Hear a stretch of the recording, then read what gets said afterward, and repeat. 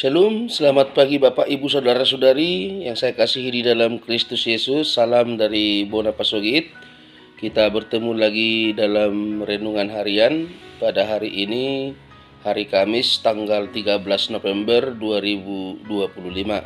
Sebelum kita mendengarkan firman Tuhan, terlebih dahulu kita berdoa.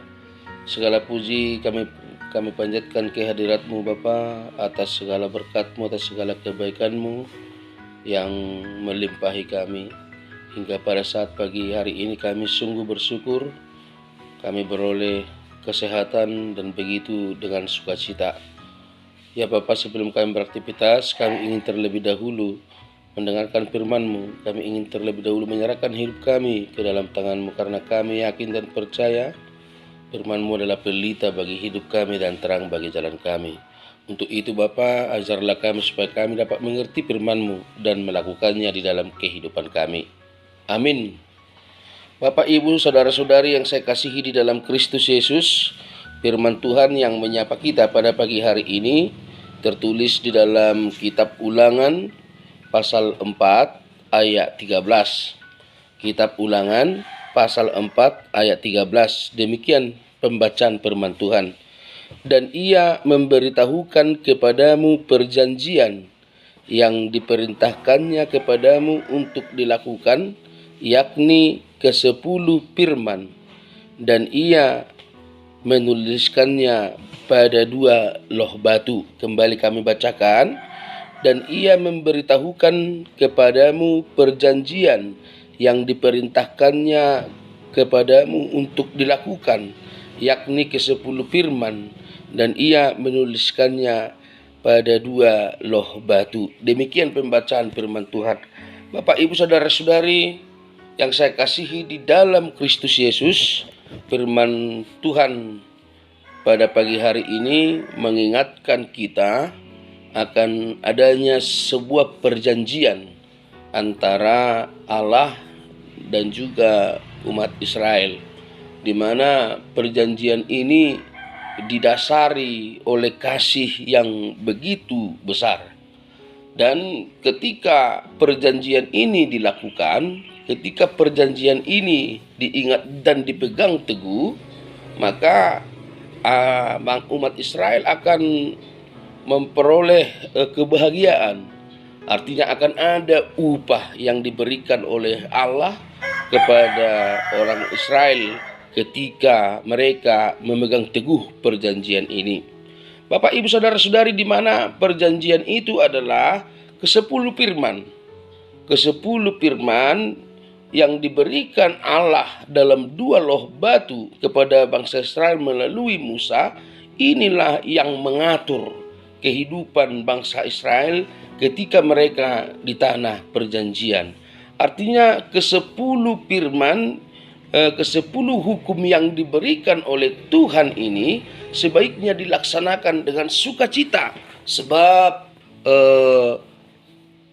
berkat yang paling nyata, berkat besar yang diberikan oleh Tuhan kepada Israel ketika mereka dibebaskan. Tentu pembebasan itu akan memberikan sukacita, maka buah dari sukacita itu adalah melakukan hukum Taurat atau perjanjian ini. Artinya perjanjian ini tidak dipaksakan, namun Allah menuntut umat Israel melakukan perjanjian ini, melakukan hukum ini didasari oleh ucapan syukur karena mereka telah dibebaskan dari perbudakan Israel.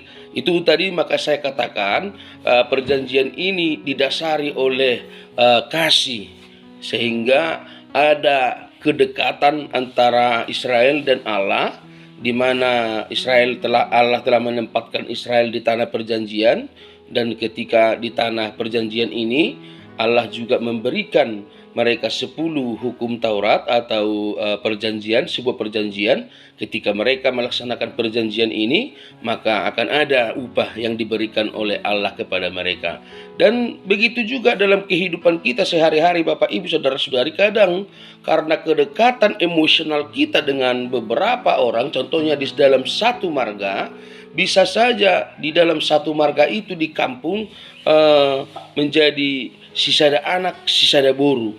Artinya itu adalah kesepakatan.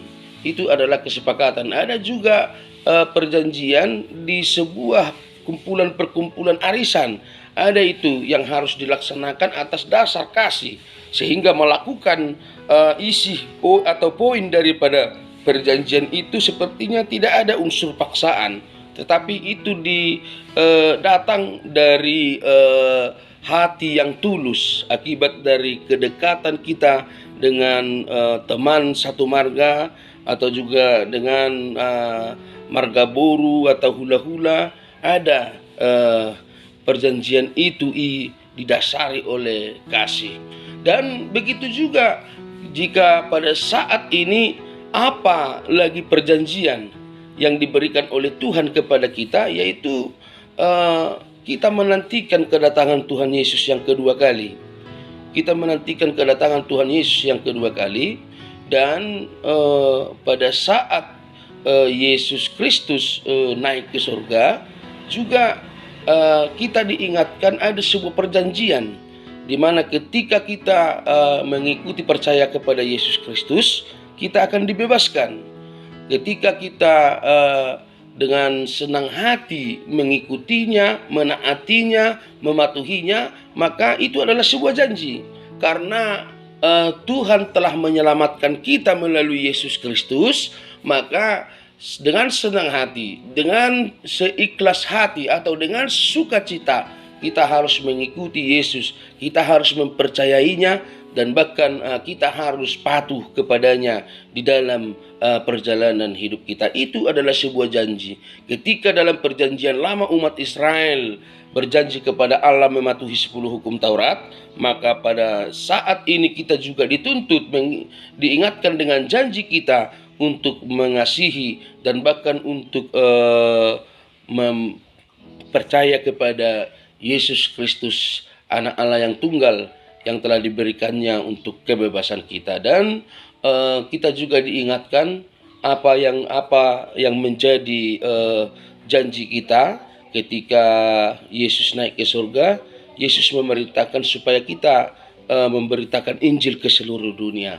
Supaya kita memberitakan Injil ke seluruh dunia dan membaptis mereka di dalam nama Tuhan Yesus dan Allah Bapa dan Roh Kudus. Itu juga sebuah janji.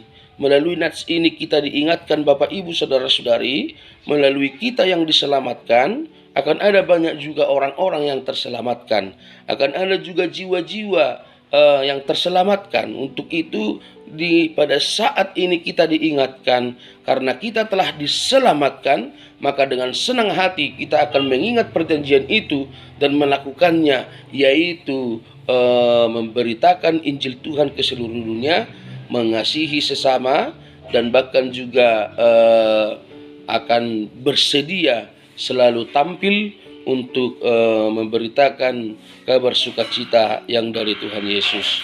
Dua dasar perjanjian yang diberikan oleh Allah kepada Israel, yaitu mengasihi Allah, mengasihi sesama, dan itu juga kita tidak boleh lupa Bapak Ibu Saudara-saudari, dalam kehidupan kita juga pada saat ini itu seharusnya berlaku, dan bahkan harus lebih nyata kita terapkan di dalam kehidupan kita.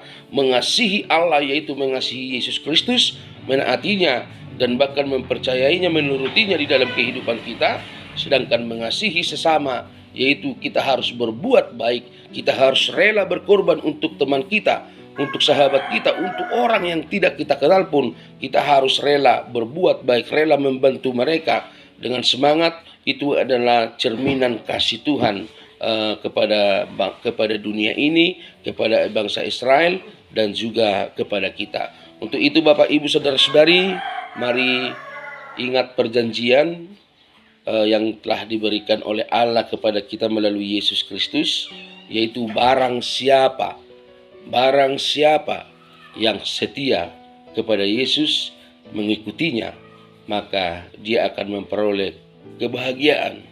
Dia juga akan menjadi penghuni tempat yang disediakan oleh Tuhan Yesus kepada orang percaya, yaitu kehidupan selama-lamanya.